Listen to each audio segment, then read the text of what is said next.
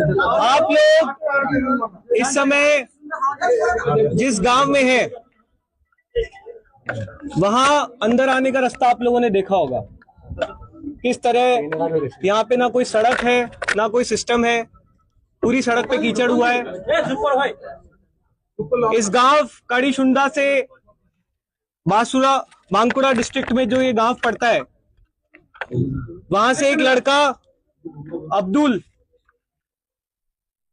18 जुलाई को जंतर मंतर के लिए निकला था, इस उम्मीद में कि आज देश में पहली बार शिक्षा की बात हो रही है। अब्दुल जंतर मंतर पर जब तक धर्मेंद्र प्रधान का इस्तीफा नहीं हुआ तब तक मौजूद रहा, लेकिन वापस आने के बाद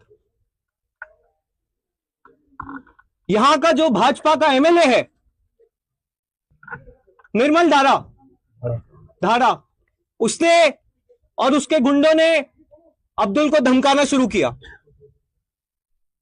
अब्दुल को इन लोगों ने आतंकवादी बोला, पाकिस्तानी बोला। जब हमारी स्कूल ठीक करो कैंपेन की शुरुआत हुई तो अब्दुल ने कहा कि वो शिक्षा सुधार के हमारे इस मुहिम में साथ रहेगा और वो सिर्फ इस गांव के हेडमास्टर से काशीनाथ डे, जो खुद भाजपा का एजेंट है, उनसे परमिशन मांगने गया था कि आप परमिशन दे दीजिए, मैं स्कूल देखना चाहता हूं, मैं स्कूल ऑडिट करना चाहता हूं और किस तरह से हमारे गांव का सरकारी स्कूल ठीक हो सके इस बारे में बात करना चाहता हूं।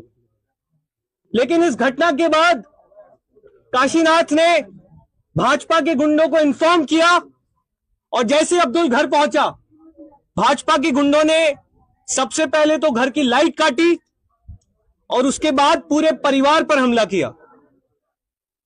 अब्दुल के आप ये निशान देख सकते हैं। आप सोचिए कि जिसके गले में सरिये के निशान हैं, वो गुंडे क्या सोच कर आए थे। बीच बचाव करने जब पिताजी आए तो उनको भी मारा।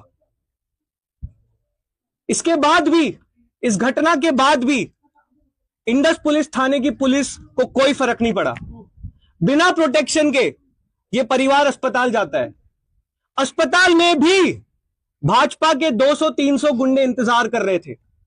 वहां पे फिर से अब्दुल को और उसके पिताजी को इन्होंने मारा। बंदूक लेकर आए थे, चाकू मारने की भी कोशिश की, लेकिन इस समय पूरे टाइम पुलिस गायब थी। अब्दुल का परिवार जब पुलिस थाने कंप्लेंट लिखाने गया तो भाजपा के गुंडों ने उसको अंदर नहीं घुसने दिया। अब्दुल क्या चाहता था? अब्दुल चाहता था कि इस देश में शिक्षा की बात हो।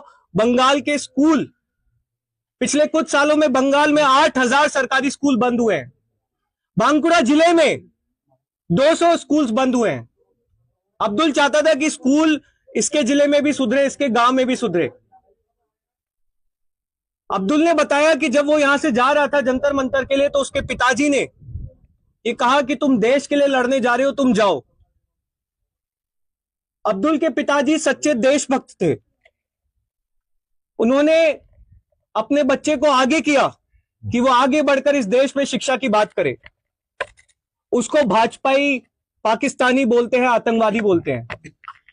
असली आतंकवादी भाजपा के वो गुंडे हैं जिन्होंने अब्दुल को और उसके परिवार के साथ इस तरह की मारपीट की, इस तरह की गुंडागर्दी की। भाजपा जिसमें इतना दम नहीं है कि 2 मिनट शिक्षा के मुद्दे पर बात कर सके, जो स्कूल सुधारने के मुद्दे पर काम कर सके, उसको सिर्फ एक चीज आती है, गुंडागर्दी करना, मारपीट करना, हिंसा करना, आतंकवादी बोलना, पाकिस्तानी बोलना। हमने बहुत डिटेल में अब्दुल से, इनकी जो मम्मी है उनसे बात की अभी, और दीपके ने भी अभी अब्दुल से वीडियो कॉल के माध्यम से बात की। आज से अब्दुल हमारी जिम्मेदारी है, पूरे देश की जिम्मेदारी है,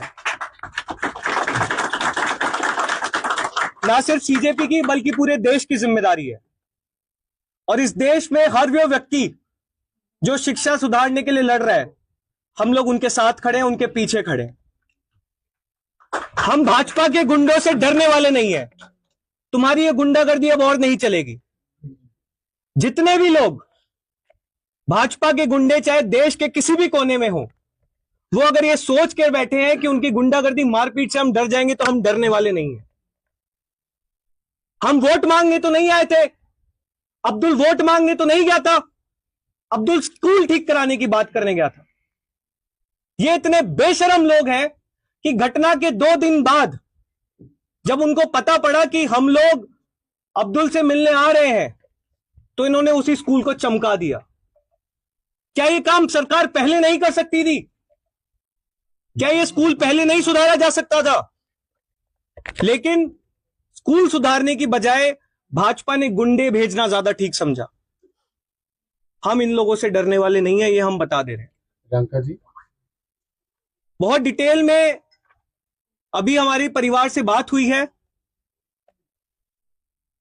हम बंगाल सरकार से 4 मांग इस समय रख रहे हैं। सबसे पहली चीज, एफआईआर में अभी भी लगभग 10 के आसपास अनआइडेंटिफाइड गुंडे हैं जिनका किसी भी प्रकार की डिटेल पुलिस द्वारा ली नहीं गई है और वो पूरी तरह से गायब है। हम बंगाल सरकार से मांग करते हैं कि इन सभी गुंडों को अगले 10 दिन में गिरफ्तार करके जेल भेजा जाए और सभी धाराएं जो इन गुंडों पर लगती हैं वो धाराएं लगाई जाए।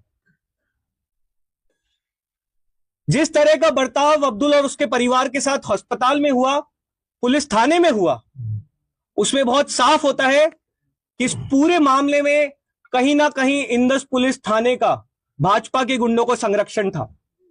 तो हम ये मांग करते हैं कि पुलिस थाने में जितने भी पुलिसकर्मी हैं, उनका इस घटना में किस तरह का रोल था, उसकी एक इंडिपेंडेंट कोर्ट मैंडेटेड कमिटी के साथ जांच कराई जाए। हम ये भी मांग करते हैं कि जब तक किसी भी प्रकार का परिवार को सिक्योरिटी थ्रेट रहे, तब तक राउंड द क्लॉक अब्दुल के परिवार को पुलिस प्रोटेक्शन मिलनी चाहिए। हम लोगों ने परिवार से कॉम्पनसेशन को लेकर भी बात की, लेकिन परिवार ने कॉम्पनसेशन लेने से मना किया है। और उनकी क्या मांग है, मैं चाहता हूं कि अब्दुल खुद आप लोगों को बताए कि कॉम्पनसेशन की जगह अब्दुल और उसका परिवार क्या चाहता है। तो अभी जो मेरा पिताजी थे, पहले हिंदी फिर बांग्ला कर दे। मेरे जो पिताजी थे वो चल बसे, सभी को पता है। तो अभी जो कंपनसेशन की बात की है, भैया ने बात की है, कंपनसेशन लेके कितना देर चलेगा? हम लोग ये किस लिए कर रहे थे? स्कूल ठीक करने के लिए, देश का जो एजुकेशन सिस्टम है उसको सुधारने के लिए कर रहे हैं। तो मैं चाहता हूँ कंपनसेशन के बदले एक गवर्नमेंट जो है एक मतलब वर्ल्ड क्लास एक आपका स्कूल बना के दिखाए, वो मेरे पापा के नाम पे हो। আমি যে কম্পেনসেশনের কথা বলা হয়েছে সেটা আমি অস্বীকার করছি। তার পরিবর্তে আমার বাবার নামে একটা ওয়ার্ল্ড ক্লাস স্কুল বানানো হোক আমাদের রাজ্যের মধ্যে, যেখানে একটা পুরো দেশের মধ্যে এই আন্দোলনের শুরু হবে যে এবার এডুকেশন সিস্টেম আস্তে আস্তে শুধরাবে। এবার আমরা মাঠে নেমে গেছি, এডুকেশন সিস্টেমকে আমরা শুধরিয়ে তারপর আমরা নিঃশ্বাস নেবো, তার আগে আমরা দম ছাড়বো না। हम लोग अब्दुल का और उसके परिवार का दिल बहुत बड़ा है। बंगाल सरकार में अगर थोड़ी सी भी शर्म बची है तो हमें उम्मीद है कि माफिक साहब के नाम पर, अब्दुल के पिताजी के नाम पर बंगाल सरकार एक सरकारी स्कूल बनाएगी। हम इन चारों मांगों के लिए सरकार को 10 दिन का समय दे रहे हैं। 10 दिन में अगर भाजपा के गुंडे गिरफ्तार नहीं हुए और हमारी बाकी मांगे नहीं मानी गई तो हम बांकुड़ा डिस्ट्रिक्ट के जिला दफ्तर का, जिला कार्यालय का घेराव करेंगे और तब तक पीछे नहीं हटेंगे जब तक सारी मांगे मान नहीं जाती। अब्दुल ने कॉम्पनसेशन लेने से मना किया है, लेकिन सीजेपी ने निर्णय लिया है कि हम अब्दुल और उसके परिवार के लिए फंड रेजिंग करेंगे और जितना भी फंड रेज होगा वो सारा का सारा पैसा सीधे अब्दुल के परिवार को दिया जाएगा। एक बार फिर से भाजपा के गुंडे, चाहे वो राजस्थान की बात हो चाहे बंगाल की बात हो, ये लोग अपनी गुंडागर्दी से बाज नहीं आने वाले। हम लोग शिक्षा की बात कर रहे हैं, ये लोग हिंसा और नफरत की राजनीति कर रहे हैं। लेकिन इनको हम ये बता देना चाहते हैं कि अब तुम्हारा ये गुंडागर्दी, ये हिंसा नहीं चलने वाली। अब इस देश में शिक्षा की बात होगी, इस देश में मुद्दे की बात होगी और हम किसी से डरने वाले नहीं। अब्दुल इसके बाद फिर से स्कूल ठीक करो कैंपेन को लीड करेगा और इस बार ना सिर्फ बांकुड़ा डिस्ट्रिक्ट बल्कि पूरे बंगाल में अब्दुल और उसकी टीम घूमेगी और स्कूल ठीक कराने के लिए सरकार से बात करेगी। आप लोगों के अगर कुछ सवाल है तो हम लोग ले सकते हैं। पुलिस की अभी तक जो कार्रवाई, इसमें कुछ गिरफ्तार किया गया, कुछ को आइडेंटिफाई नहीं कर पाया गया, ऐसा पुलिस का दावा है। ये जो 8 गिरफ्तार हुआ उसमें भाजपा का लीडर शामिल है, तो इसमें मतलब क्या लगता है आपको? नहीं, देखिए, जिस तरह से अस्पताल में भी पुलिस की तरफ से पूरा उन गुंडों को संरक्षण था, यहां से भी जब मारपीट हुई उसके बाद इसका परिवार बिना किसी पुलिस प्रोटेक्शन के अस्पताल तक गए हैं, वहां पे वापस मारपीट हुई है, पुलिस थाने में परिवार को नहीं घुसने दिया गया बहुत देर तक। तो ये बहुत क्लियरली बताता है कि इंदस पुलिस थाना भाजपा के गुंडों के साथ मिला हुआ था और वो चाहता था कि अब्दुल को और उसके परिवार के साथ हिंसा हो, इसके परिवार को मार दिया जाए। अभी भी बहुत सारे ऐसे लोग हैं जो अब्दुल ने, उनकी मदर ने आइडेंटिफाई किए हैं, जिनको अभी तक पुलिस ने गिरफ्तार नहीं किया है। हम पुलिस को, बंगाल पुलिस को 10 दिन का समय दे रहे हैं, उसके बाद हम जिला कार्यालय का घेराव करेंगे। दादा, शुभेंदु अधिकारी तो कह रहे हैं कि जो भी हो इसमें संलिप्त है उन पर कार्रवाई की जाएगी। भरोसा है कि शुभेंदु अधिकारी जी? नहीं, देखिए, 10 दिन में देख लेंगे, नहीं होगा तो फिर हम देख लेंगे, फिर बंगाल के सारे कॉकरोचेस इकट्ठा होंगे। इन लोगों को लग रहा है कि डरा धमका कर ये हमको शांत कर देंगे। हम इनके डर से डरने वाले नहीं हैं, इनकी हिंसा से डरने वाले नहीं हैं। बंगाल का एक एक व्यक्ति जिसका शिक्षा से सरोकार है, मैं आप लोगों से रिक्वेस्ट करता हूं कि अपने आसपास के सरकारी स्कूलों को विजिट कीजिए, डरिए मत। इन लोगों से हमें डरना नहीं है। हम सब लोग पूरे देश भर के कॉकरोचेस से हम ये आह्वान करते हैं कि आप लोग शिक्षा की लड़ाई लड़ रहे हो, आपको इनके गुंडों से डरने की जरूरत है।